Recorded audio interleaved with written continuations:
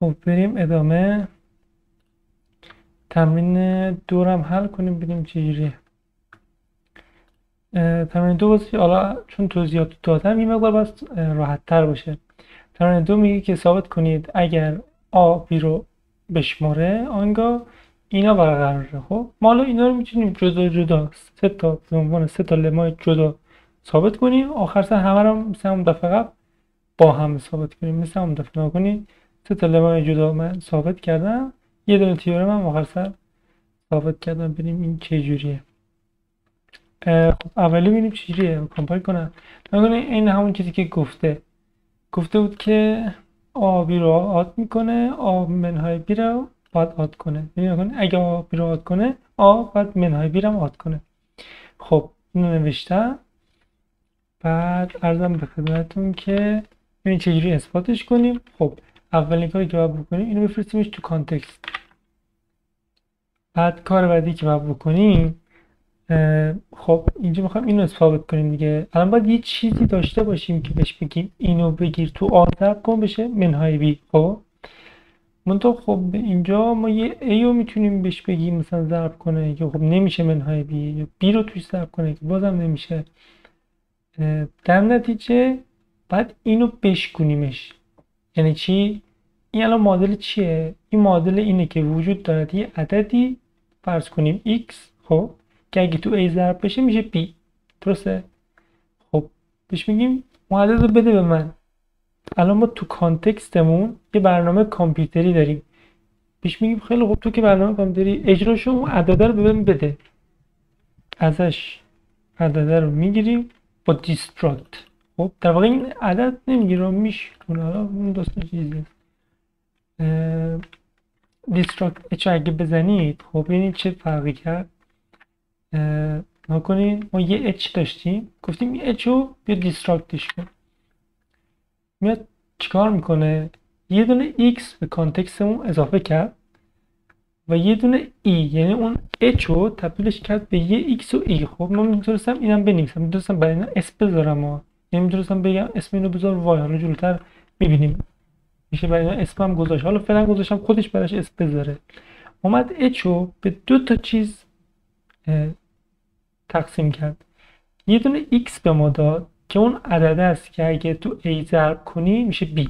خب چون برنامه‌شو داره دیگه، برنامه کامپیوتریشو داره توی کانتکستمون وقتی هست جز مفروضاتمون هست، یعنی ما برنامه‌شو داریم که بخوایم اجراش کنیم.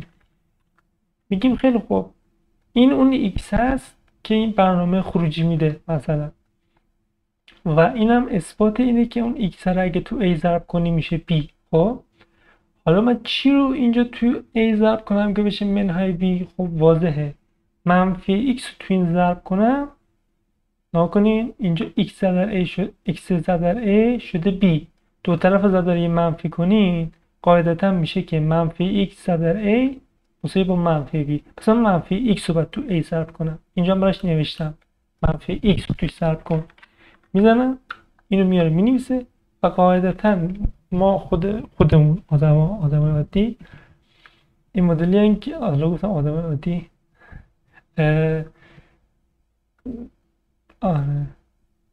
آدم عادی البته پایینم کار میکنن دیگه، ولی خب یه مثلا کسی که ریاضی ساده بلده خب دو طرف این معادله رو داری منفی کنه به این بالای دست پیدا میکنه. خب اینو هم لیا میتونه هندلش کنه. بعضی وقتا بعضی چیزا رو هندل نمیکنه، این یه مورد حالا هندل میکنه. بعد خیلی ساده است دیگه، هندل نکنه واقعا آبروریزیه و اینو هندل میکنه و میره جلو. اوکی.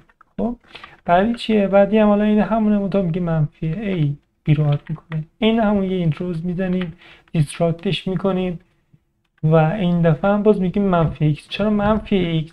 چون منفی x رو زد در منفی a کنی میشه مثلا x زد در a. خب که مساوی با پیری این تو فرض داریمش مثلا چه اوکیه منفی x توش ضرب میکنه.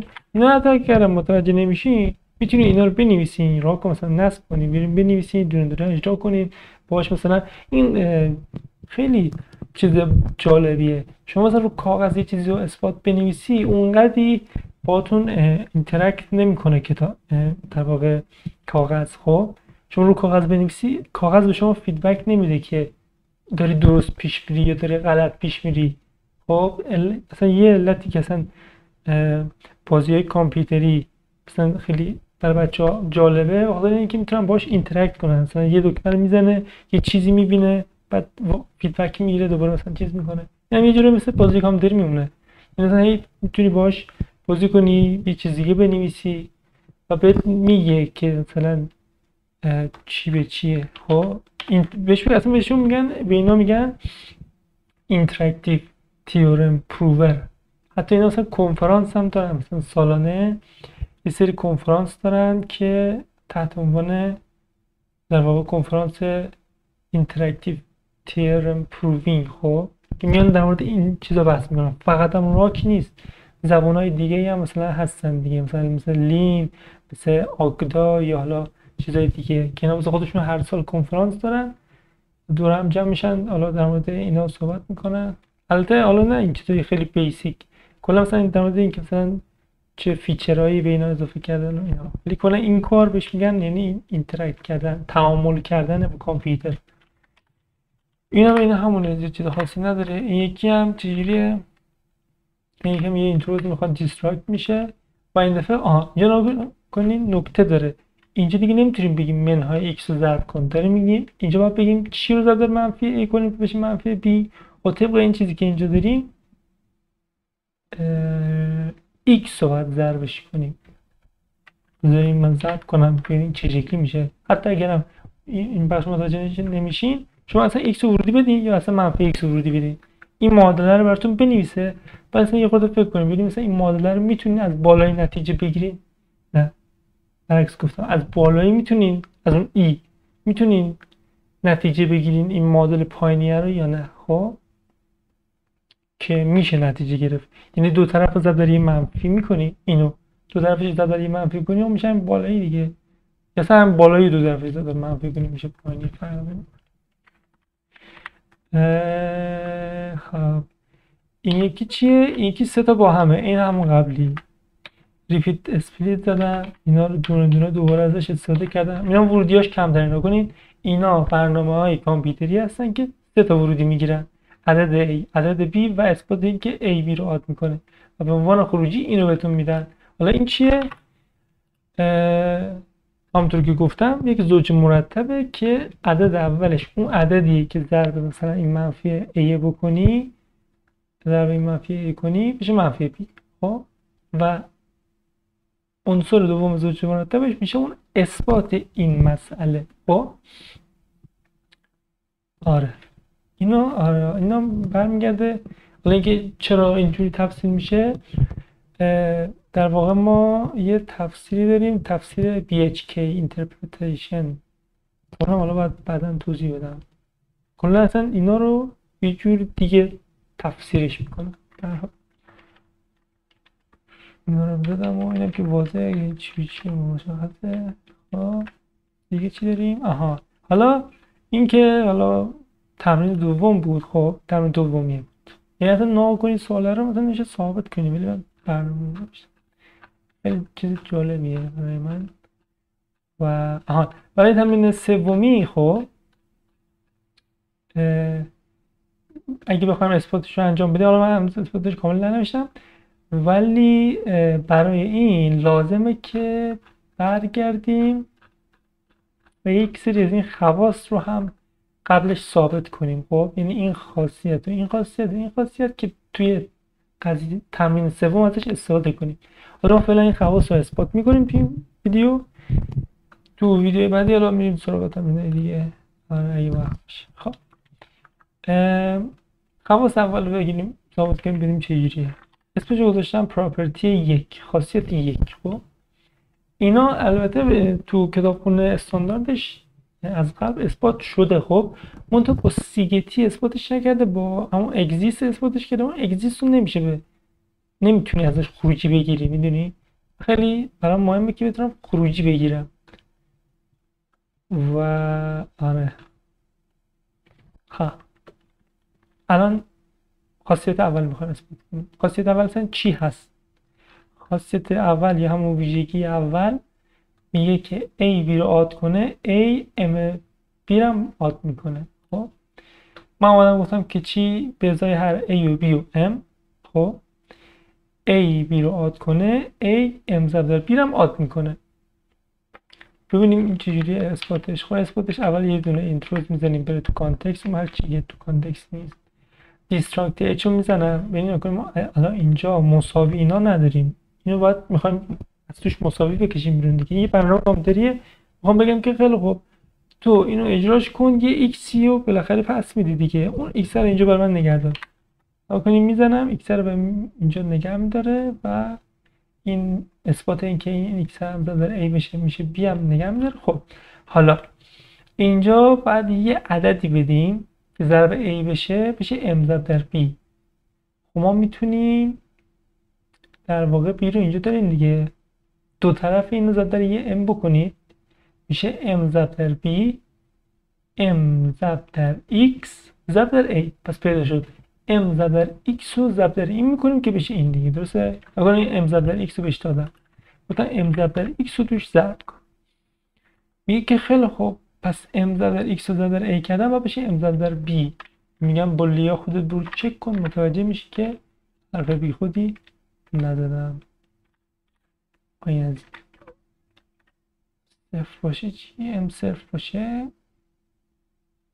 مشکل نداره دیگه، دو طرف نداره صفر باشه. پراپرتی دوم، خاصیت ویژگی دوم ABC و ABC داریم بداریم اینجا بهتونشون بدم که حالا فهمتر شد. اینو دیگه اینو میخوایم ثابت کنیم، میگه که اگه همچین چیز داشته باشین اوکیه دیگه، همون رو دقیقا نوشتم و یه اینتروز میزنیم. خب اینجا یه نکته داره، نگاه کنید ما توی فرضمون اینو داریم. خب توی فرضمون اونجا فقط یه دونه از اینا داشتیم، الان یه دونه و داریم. اینجا هم میشه دیستراکت زد، یعنی میگی اینو بشونش به دو تا برنامه جدا، براشون اسمای جداگونه بذار. آره برای این دو تا اسمای جداگونه بذار و عرضم به خدمتتون که نکنین نشان دیستراکت H از HAB HBC. این داستانش چیه؟ اگه اینو نمی نوشتم ببینین چی میشه. اگه اینو نمی نوشتم چیکار میکرد؟ میومد اونو میشکن، اون تا اولی اسمش گذاشته اس، دومی گذاشته اس صرف. من میخواستم اسم خودم بذارم. خب من بهش میگم که آقا اولی تو بذار HAB، اسم ترتمیزتریه. خب دومی هم بذار HBC. میگم HBC خب اسم ترتمیزتریه برای همچین فرضی تا اس صفر. حالا اینطوری شد. خب حالا میگم دونه دونه اینا رو هم میشکنم، یعنی میگم که خیلی خوب بیا مثلا HAB رو مثلا اون ایکسش رو بگیر، اون اثبات این که این ایکس رو مالتون رو ضرب کنی اوکی میشن هم بگیر، دومی هم همین حرکت روش بزن. الان حالا میشه یه کاری کرد. حالا ببینیم اینو چه عددی رو بهش پیشنهاد بدیم که این ضرب بشه همه چیش اوکی بشه. خب من میگم که من میخوام به سی برسم دیگه، سی اینجا هست، وای ضرب در بی رو داریم اینجا، میدونیم که سی مساوی با وای ضرب در بیه، درسته؟ ما میخوایم یه چی تو A ضرب کنیم اینجا که A نداره. خب به جای B از این بالا جایگذاری میکنیم، به جاش مینویسیم X ضرب در A. خب اون وقت میشه چی؟ میشه Y ضرب در X ضرب در A. پس Y ضرب در X رو باید توش ضرب کنیم. تمام شد. اصلا لیار هم بزنم. خب اصلا آگاه کتاب هم فکرم همین باید گفته باشه. تو کتاب مثلا چی گفته؟ نکنین Q1 Q2 گفته، اینجا مثلا به جای X و Y Q1 و Q2 بوده که ما نکنین گفته Q1 و Q2 رو بگیر Q و توش ضرب، تو A ضرب کن میشه C. اوکی. خاصیت C، خاصیت C چی؟ اینترو زدم، این همون اینو اومدم شکوندم. این دفعه چیکار کنیم؟ این دفعه یه چیزی باید بگیم ضرب این کنیم که بشه b اضافه c. خب این دوتا رو با هم جمع کنی بعد a ازش فاکتور بگیری، اون وقت میفهمی که x اضافه y باید توش ضرب کنی که b میشه. خب این تا اینجا خواص حالا کار در کلاس هم حل کردیم. اینم حالا اون قضیه تمرین سومی است. خب تمرین سومی کو، البته تمرین سومی هم همین الان میتونم حلش کنم اگه ویدیو خیلی سنگین نشده باشه. تمرین سومی است. خب اگه ویدیو سنگین نباشه اینم 15 دقیقه شده. بس خداحافظ.